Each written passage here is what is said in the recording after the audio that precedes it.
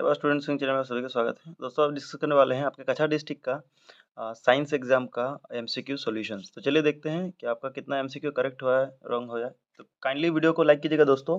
और क्लास 10 में हम फिर मिलेंगे। आपका लास्ट एग्जाम था आज साइंस का, तो देख लीजिए आपका कितना करेक्ट हुआ है, रॉन्ग हुआ है। देखिए क्वेश्चन है, which among the following is incorrect for solids, यानी कि सॉलिड्स के लिए कौन सा गलत है। 4 ऑप्शन दिया है, तो यहाँ से आप देखेंगे 1 2 3 4 4 ऑप्शन दिया है, फिर ABCD दिया है। ठीक है, हर ऑप्शन में दो दो सिलेक्ट करना है, तो कौन सा गलत है आपको सिलेक्ट करना है। तो देखो यहाँ पर जो गलत होगा, 1 नंबर वाला आपका गलत हो जाएगा और साथ में आपका 3 नंबर वाला भी गलत हो जाएगा। ठीक है, तो यहाँ पर ऑप्शन 1 एंड 3 करेक्ट करेक्ट हो जाएगा, जो आप क्योंकि आपको यहाँ पर बोला है कि इनकरेक्ट कौन सा है, गलत है, तो इसीलिए आपको सिलेक्ट करना होगा यहाँ पर 1 और 3। इसके हिसाब से आपका ऑप्शन बी करेक्ट हो जाएगा। ठीक है, ऑप्शन बी अगर सिलेक्ट किया तो आपका सही हो जाएगा। फिर देखो rate of evaporation increases if, तो ये आपने अगर ऑप्शन बी टेम्परेचर इंक्रीजेस किया है तो करेक्ट हो जाएगा। ठीक है, 2 का बी। आप एमसीक्यू कितना मार्क मिला है, काइंडली मार्क जरूर मेंशन करना। मार्क अगर कम भी मिले ज़्यादा कोई बात नहीं, आप जरूर नीचे कमेंट करना। ठीक है, इससे कोई आपको आता जाता नहीं है, आप आराम से कमेंट कर सकते हैं नीचे। ठीक है, देखो फिर 3 नंबर जो है, यहाँ पर 2 स्टेटमेंट दिया है, गलत सही पूछा है। तो ये 1 नंबर वाला जो है, ये डिक्रीजिंग प्रेशर इंक्रीजिंग टेम्परेचर, ये गलत हो जाएगा।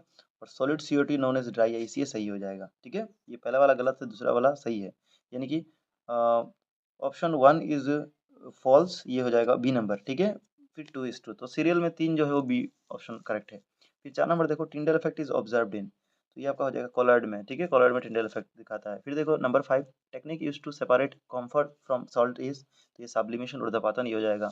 फिर 6 नंबर ये कैरेक्टरिस्टिक्स ऑफ मेटल हो जाएगा, तो इसमें से जो सही हो जाएगा, अच्छा ये गलत बोला है अशुद्ध। ठीक है, इनकरेक्ट कौन सा, तो यहाँ पर ऑप्शन नंबर जो 2 है वो गलत है। बैड कंडक्टर्स मेटल बोला है, ये गुड कंडक्टर्स होता, और मेटल्स आर नॉन मेलिएबल, ये गलत है। तो 2 और 4 यहाँ पर गलत है, तो इसके हिसाब से 2 और 4 कौन से ऑप्शन में, देखिए 2 एंड 4 कौन से ऑप्शन में है। हाँ, 2 एंड 4 सी नंबर, यानी कि नंबर 6 का आपका सी नंबर करेक्ट होता है। ठीक है, फिर देखो number 7, the formula of magnesium chloride, ये सही है 1 नंबर वाला। Number of electron present in valence of atom is called is valency, ये भी आपका सही है। ठीक है, तो यहाँ पर both A and R correct and R is the correct explanation of A, ये हो जाएगा आपका। ठीक है, फिर देखो 8 number value of Avogadro constant, तो सबको पता होना चाहिए 6.022, आपने 6.023 पढ़ा होगा बुक में, कोई बात नहीं। 10⁻23, तो 1 2 आगे पॉइंट होने से कोई बात नहीं, ये हो जाएगा।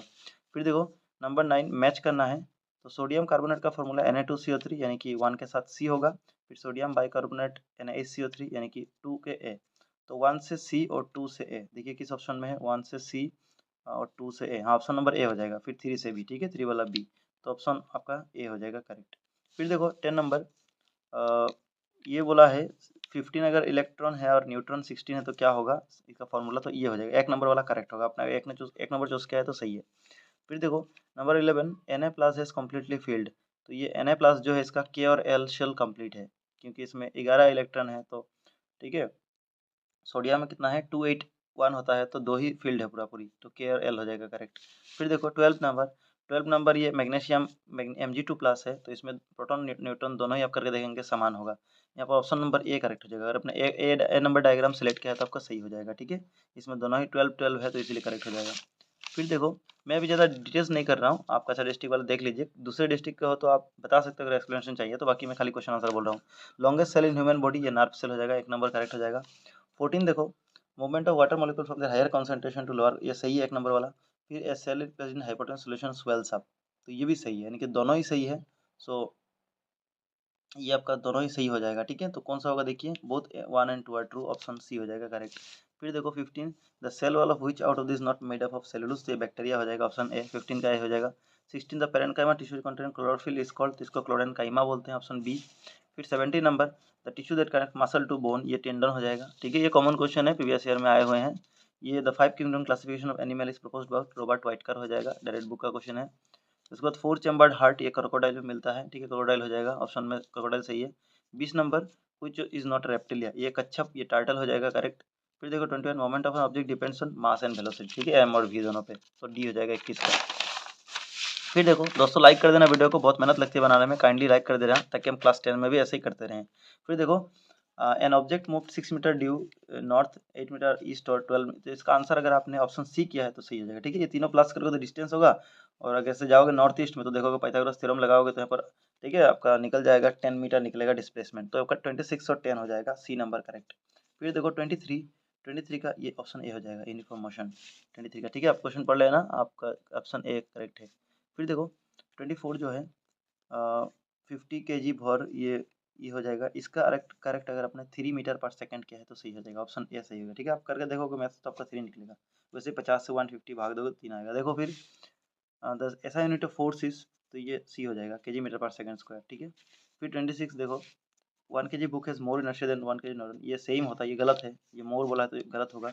Inertia depend upon the mass, तो ये सही हो जाएगा, ठीक है। यानी कि ऑप्शन नंबर एक यहाँ पर गलत है और नेट से डिपेंड अपॉन द मास ये सही है। तो ऑप्शन नंबर 1 जो गलत है, ठीक है, A is false but R is true, यहाँ पर ऑप्शन डी आपका सही हो जाएगा, ठीक है। ऑप्शन डी सही हो जाएगा।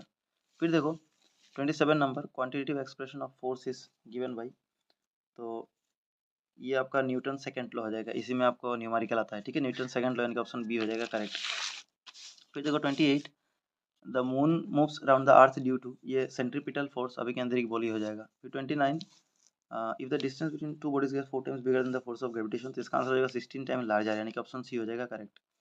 फिर 30 number mass of earth is 20 kg, what is the weight on earth, ये 196 एन अगर आपने सेलेक्ट किया है न्यूटन, तो ये कैलकुलेशन करेंगे तो 196 मिलेगा, ठीक है।